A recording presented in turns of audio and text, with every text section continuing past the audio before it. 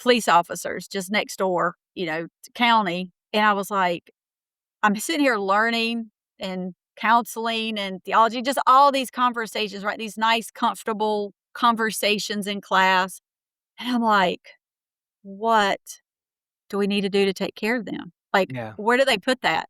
Like, what they just saw, what they just experienced, and that's what I was really like, "God, where do they put that? Where does that go here? Where does that go here? Where does that go?" Just what do we do? That just and so then I started reflecting on my time and stuff I had seen and stuff I experienced, and I'm like, "Wow, where did I put it? What did it do to me? Where was I starting to change?" And that's where kinda the human robot was what I started seeing happening, kinda that expectation. It's not supposed to affect us. And so I was working on 2 degrees at the time, and I literally just said, "Lord, I just feel like you're calling me in another path of degrees, but you need to literally hit me upside the head with a 2 by 4 to know what to do." Like, Yeah. that was my prayer. I I love need it. it that plain.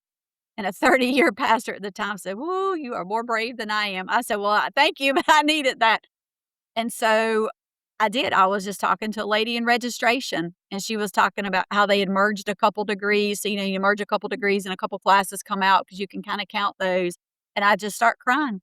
And I'm like, "This is my answer." She's like, "Are you okay?" I said, "Yes, ma'am." I said, "But you're my 2 by 4." And I explained to her what Mm. that meant. And I said, "But you were a sweet, soft, adorable 2 by 4, but you were my answer."